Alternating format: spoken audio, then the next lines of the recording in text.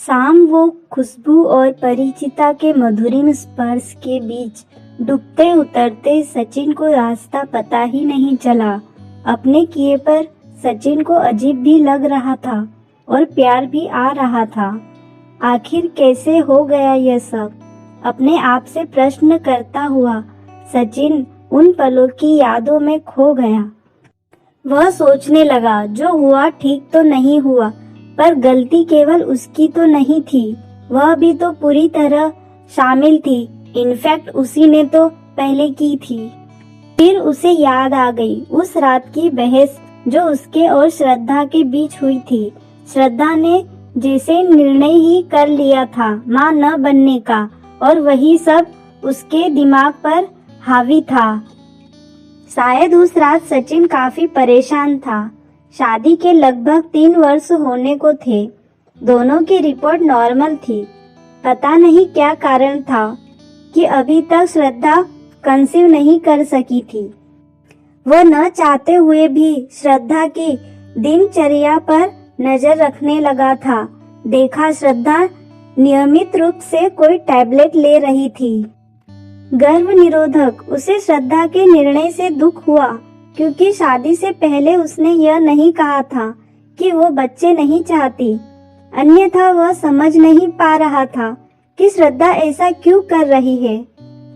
वह बच्चा चाहता था। जब से उसे पता चला श्रद्धा बिना उसे बताए गोलियां ले रही है, उसने अपनी दिनचर्या ही बदल डाली। शाम को घर आते ही वह सामान एक और पटकता और वॉलीबॉल खेलने क्लब चला जाता। थका हारा लौटता और खाना खाकर सो जाता। रात यूं ही गुजर जाती। श्रद्धा की पहल पर भी सचिन का मन निजी पलों में नहीं रमता, और उस दिन श्रद्धा का फैसला सुनकर वह निराश हो गया। श्रद्धा मां नहीं बनना चाहती थी। वह इन सब झंझटों से दूर रहना चाहती थी। सचिन ने श्रद्धा की मम्मी से बात की, पर उन्होंने भी कोई संतोषजनक उत्तर नहीं दिया। उन्हें अपनी बेटी के फिक्र और करियर की ज्यादा चिंता थी। सचिन देखता था कि अधिकतर श्रद्धा वर्क फ्रॉम होम लेकर घर से ही काम करती है। वह खुद अच्छा कमा लेती है। श्रद्धा की माँ को पेंशन मिल रही है। एक लौती लड़की होने के कारण अपने पिता के छोड़े अच्छे खासे बैंक बैलेंस की मालिक है। वह फिर भी उसे घर में नया मेहमान नहीं चाहिए। क्यों? ऑफिस के काम से सचिन अक्सर बाहर जाता था। इसी सिलसिले में वह दिल्ली जा रहा था कि अचानक हुए एक्सीडेंट के कारण आगे की ट्रेन रद्द कर दी गई थी। उसे इटारसी में ही उतरना पड़ा। उसने क्लॉक रूम में सामान रख दिया। स्टेशन की घमाघमी से निजात पाने के लिए वह खेतों के किनारे चल पड़ा। सर्दियों में शाम जल्दी ढल जाती है। पेड़ों पर पंछियों की भीड़ लगने लगी थी। इतने दिनों में काम की आपाधापी में वह शहर की गतिविधियों में कितना व्यस्त हो गया था। यहाँ का वातावरण उसे अजीब सा सुकून दे रहा था। उसकी नजर एक पेड़ के नीचे बेतरतीब सी बैठी युवती पर ठहर गई। पास पहुंचकर देखा तो गाढ़े रानी रंग की पोशाक पहने वह व्यक्ति भी सचिन की तरह मुसाफिर ही लग रही थी। सचिन उसे नजरअंदाज कर आगे बढ़ना ही चाहता था कि उसने पूछा, यहाँ ठहरने के लिए रूम कहाँ मिलेगा? उसके इस प्रश्न से सचिन को यह तो समझ आ गया कि वह दोनों एक ही समस्या का हल ढूंढ रहे हैं, पर वह कोई त्वरित उत्तर नहीं दे पाया। उसके पास रखे सामान को ध्यान से देखा। एक अटैची, एक बैग था। उसके चुप देखकर उसने फिर कुछ कहना चाहा। तभी सचिन ने कहा, मैं भी रूम ही देख रहा हूँ। इतना सुनते ही वह उछलकर खड़ी हो गई, जैसे उसे कुबेर का खजाना मिल गया हो। उसने अटैची का हैंडल सचिन को थमाया और खुद बैग खींचते हुए उसके साथ चलने लगी। थोड़ी दूर पर कवनू लगे घर दिखाई पड़ने लगे। उसने होले से सचिन का हाथ पकड़ लिया और बेफिक्र चलती रही। पास पहुंचने पर पता पड़ा कि वह तो एक छोटा सा होटल है जहाँ चाय नाश्ता ही मिलता है। पूछने पर चाय वाले ने हाथ के इशारे से थोड़ी दूरी पर एक होटल बताया जहाँ रात रुकने की व्यवस्था थी। तब तक वहाँ चाय का ग्लास लेकर चाय पीने भी लगी थी। होटल क्या था, घर ही था। कड़कड़ाती सर्दी में एक औरत और एक आदमी काम में लगे थे। जगह छोटी थी पर साफ थी। वह भट्टी के सामने खड़ी होकर हाथ सेकने लगी। सचिन वहीं कुर्सी पर बैठ गया। अम्मा 2 ग्लास में पानी लिए आई।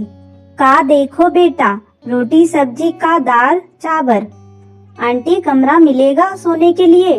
अम्मा पहले खाना लगा दो, 1 प्लेट रोटी सब्जी और 1 प्लेट दाल चावल। हाथ के इशारे से सचिन ने उसे रोका। स्टील की 2 थालियों में खाना आ गया। खाना गर्म और स्वादिष्ट था। खाना खाकर वे कमरे में आ गए। बेडरूम के नाम पर केवल बेड था और रूम था। वहाँ की तरफ बाथरूम था जहाँ केवल नहाया जा सकता था। उसमें भी दरवाजे की जगह पर्दा लगा था। टॉयलेट का पूछने पर अम्मा ने दूर बने शौचालय की तरफ उंगली दिखाई। गुप्त अंधेरे में उसका पीला दरवाजा ही दिखाई दे रहा था। सचिन ने उसे टॉयलेट जाने का इशारा किया। जब वह कमरे में लौटा तो देखा वह नाइट सूट पहने पलंग पर लेटी थी। जास्मिन की भीनी भीनी खुशबू पूरे कमरे में फैली थी। दूसरी ओर पड़े खाली पलंग पर वह भी लेट गया। सचिन सोचने लगा, कौन है यह? क्या यह मुझे जानती है? मैं तो इसे पहले कभी नहीं मिला। फिर इतनी बेतकलीफी से कैसे मेरे साथ सो सकती है? वह खुद से ही बातें कर रहा था। ठंड के कारण नींद नहीं आ रही थी। करवटें बदलते हुए काफी समय बीत गया। अचानक उसे किसी के ठंडे हाथों का स्पर्श महसूस हुआ।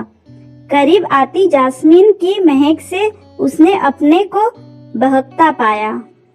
कमरे का माहौल इतना रोमांटिक हो गया कि सचिन खुद पर काबू न रख सका। फिर जो हुआ वह सचिन के जीवन की अमूल्य विधि बन गया। फोन की घंटी से सचिन की नींद टूटी। उसने देखा आसपास कोई नहीं था। फोन किसी अननोन लैंडलाइन नंबर से था। दूसरी ओर से स्वर उभरा, मेहरोत्रा कहाँ हैं आप? हड़बड़ाकर सचिन ने घड़ी देखी। सुबह के 8 बज रहे थे। सर मैं वो एक्सीडेंट, मेरी ट्रेन। कैसर? Malhotra, are you okay? जी सर, जल्दी से जल्दी आने की कोशिश कर रहा हूँ। यह कहते हुए सचिन ने खुद को संभाला। इधर उधर देखा, कोई भी नहीं था। शायद वह जा चुकी थी। उसने मेन रोड पर आकर टैक्सी ले ली। रास्ते भर वह उस रात के हसीन पलों का जोड़ घटाना करता रहा। थोड़ा अच्छा थोड़ा खराब, पर वह अजीब सी शक्ति महसूस कर रहा था। उस रात के उन हसीन पलों को किससे शेयर करे?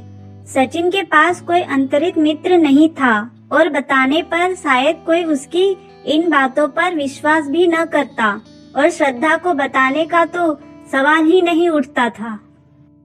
पर जब भी वह अकेला होता, उन खूबसूरत लम्हों का साया उसके साथ होता और वह खो जाया करता था उन हसीन पल की यादों में। लगभग 4 माह बीत गए। सब कुछ ठीक ठाक चल रहा था। वही ऑफिस, वही घर, वही मीटिंग, सब कुछ टाइप सा हो गया था। पर आज तो उसका मन ही नहीं लग रहा था। न तो सचिन के पास उसका नंबर था और न कोई जानकारी। 1-2 बार स्टेशन से पता करने की कोशिश भी की, पर कुछ हाथ नहीं लगा। एक दिन ऑफिस में प्रवेश करते ही जास्मिन की जानी पहचानी खुशबू ने सचिन का स्वागत किया। सचिन ने उसे अंदर आने का इशारा किया। उसने बिना अपरिचित बातचीत के बताया कि वह प्रेग्नेंट है। सचिन ने घर जाने के बहाने हाफ डे ले लिया और उसे साथ लेकर ऑफिस से निकल पड़ा। दोनों एक रेस्तरां में बैठे। उसने बताया कि वह अनविवाहित है और अब उसके लिए घर से बाहर निकलना मुश्किल हो गया है। वह जहां काम करती है वहां इस बात का खुलासा नहीं किया जा सकता।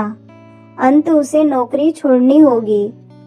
पहली बार सचिन को अपने निर्णय पर दुख हो रहा था।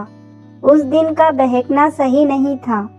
जैसे उसके लिए मुसीबतों का पहाड़ खड़ा कर दिया था सचिन ने। पर कहीं यह मुझे धोखा तो नहीं दे रही? नहीं नहीं, यदि ऐसा होता तो मुझे पैसों की मांग करती। वह तो सचिन को परेशान भी नहीं करना चाहती थी। हाँ, बच्चे को जरूर जन्म देना चाहती थी, केवल इसीलिए कि उसके भीतर की ममता जाग गई थी। आज सचिन को 7 जन्मों के रिश्तों पर यकायक विश्वास सा होने लगा। यह संयोग नहीं तो और क्या था कि एक एक्सीडेंट के बहाने वह मिली। उसने सचिन की आंखों में न जाने वह सब कैसे पढ़ लिया जो शायद आज तक श्रद्धा नहीं पढ़ पाई थी। सचिन को बच्चे की बेहद चाहत थी। शायद यह सब इसीलिए हुआ। वह इस तरह सामने आए अपने बच्चे को गंवाना नहीं चाहता था। बातों बातों में उसने यह भी बताया कि उस सुबह जाते जाते उसने सचिन की जेब से उसका विजिटिंग कार्ड निकाल लिया था, इससे उस तक पहुंच सकी। प्रसव का समय निकट आ गया। 1 सप्ताह के लिए ऑफिस के काम से बाहर जाने का कहकर सचिन निकल लिया। श्रद्धा इन सब बातों से अनभिज्ञ अपने जॉब में मगन थी। कोविड नर्सिंग होम में उसने एक स्वस्थ और सुंदर बच्ची को जन्म दिया। वह बहुत खुश थी। बच्ची को पाकर सचिन को विश्वास नहीं हो रहा था कि वह उसकी अपनी बेटी है। हफ्ते भर बाद उसकी देखभाल की सारी व्यवस्था कर जब वह लौटा तो मन में सुकून था, क्योंकि उसे वह इस बात के लिए मना पाया था कि उनकी बच्ची की परवरिश यदि वह और श्रद्धा करे तो न सिर्फ बच्ची को आगे जाकर आसानी होगी बल्कि वह खुद वापस नौकरी कर सकेगी। और अच्छी बात यह थी कि वह इस शर्त पर कि सचिन उसे कभी कभी उसे जरूर मिलाएगा, इसके लिए मान भी गई थी। अपनी बेटी को घर लाना एक नई समस्या थी।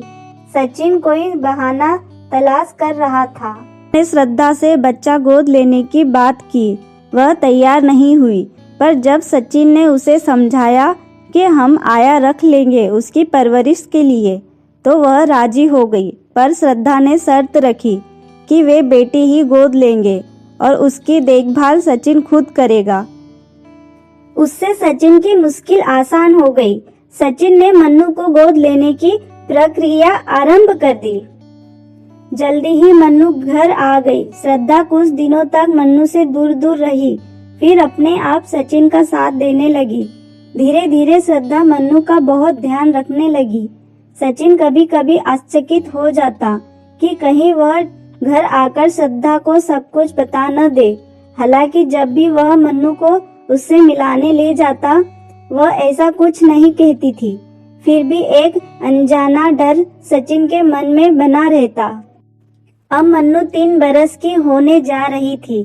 इस बार जब वह मन्नू को उससे मिलाने ले गया, उसने कहा, अब मन्नू बड़ी हो रही है, तुम इसे मुझसे मिलाने मत लाया करो। मैं नहीं चाहती वह हमारे सच को जाने और इसकी वजह से तुम्हारा घर बिखरे। मैं अगले माह ही इस शहर से दूर चली जाऊंगी।